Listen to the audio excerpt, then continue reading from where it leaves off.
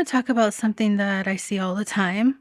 It may not apply to you, and that's totally cool. And if it does apply to you, then I hope this helps. So, people love the idea of a traveler's notebook. They love the look, of course. They love the concept, and they love what they think that it will do for them. So, if you're wondering what the concept is it's a leather cover that has elastic on the inside that holds refillable inserts. And it's really popular. People love the idea. But then they buy one and something just feels off. Then they don't use it. So they don't use it the way they thought that they would. And they're a little disappointed. Sometimes they feel like they failed. So I want to be very clear right up front. Okay.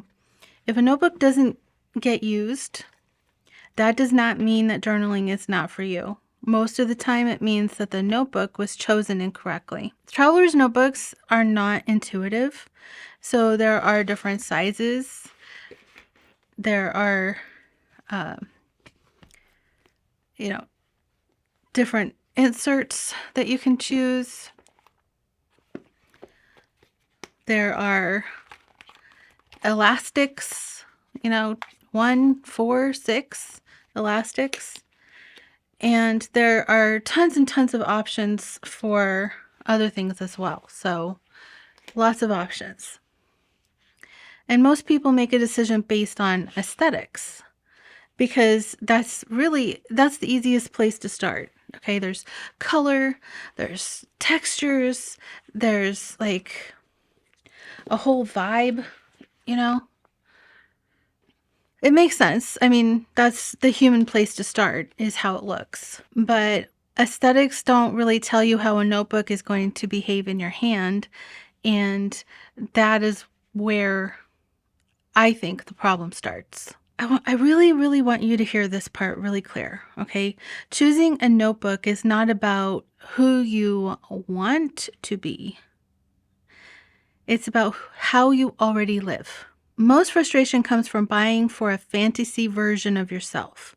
The version who journals every morning, the version with long, quiet stretches of time, the version who writes pages and pages.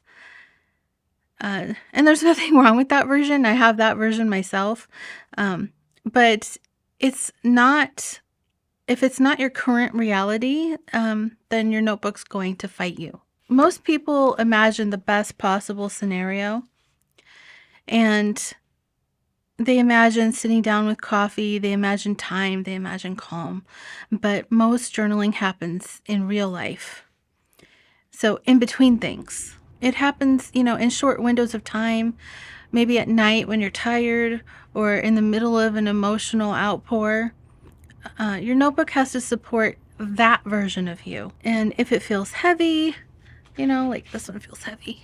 If it feels heavy, or if it feels awkward, because it's so big, it's just a little too much. You're not going to reach for it, and it's not a discipline issue. It's a design issue. Which leads me to how big this one is. Okay, a lot of people think that bigger is better, and for some it is. Okay, but we're talking about your lifestyle. Okay, so if this applies to your lifestyle, then that's what we're talking about, okay? People think that a larger notebook will give them more freedom because there's more room, more space, more potential, okay?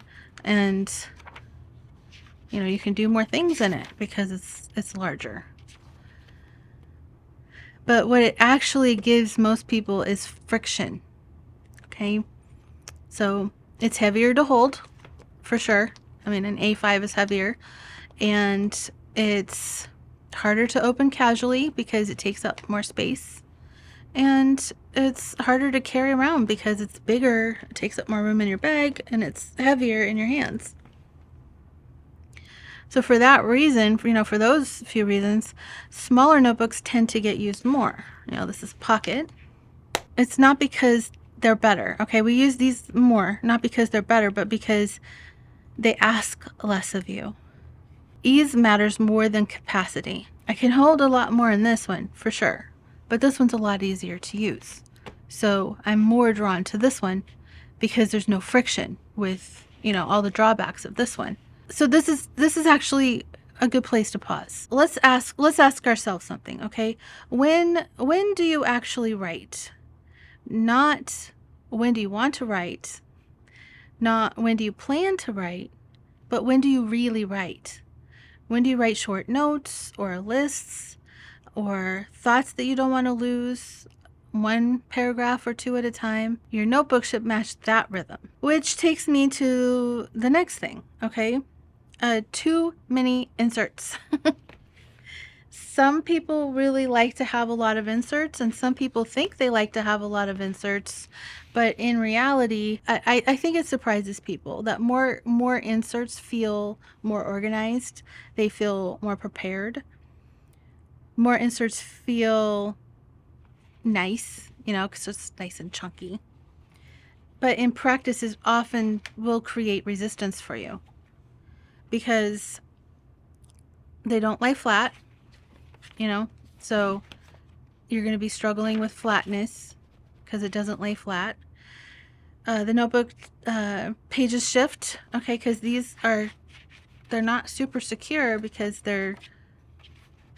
the elastic is sharing stress from other notebooks too, so they're not super secure, so they shift around. And the writing surface will feel unstable. So these tiny irritations matter. When your writing feels awkward, your body remembers, and you avoid that notebook without realizing why. A notebook should feel boring in the best ways. You open it, hang on. You open it, you use it, and you close it. Okay? I want to remove something for you right now, okay? And that's guilt. Okay? If you have a notebook sitting unused, that does not say anything about your commitment or your creativity. It says that the system was not aligned with you. So tools should support behavior, not demand it. Let me say that again. Tools should support behavior, not demand it. I have been making these for a really long time, going on 12 years. And what I see over and over is this. People do not need more notebooks. They need fewer decisions. Okay, now I'm not talking about collections. That's a totally different thing. I'm talking about like individual notebooks. Okay? But collections are totally different. Once you have your system down, then you can build your collection to support your system. And that's how that should work. But I think what people need is clarity. I think they need alignment. And when a notebook is chosen well, or when a system is chosen well, people stop thinking about it and you just use it. And I think that's ultimately the goal. So I think that the reason why this matters is not just to avoid regret, it's to set yourself up for consistency. When you choose correctly, everything else becomes easier. Choosing inserts makes sense.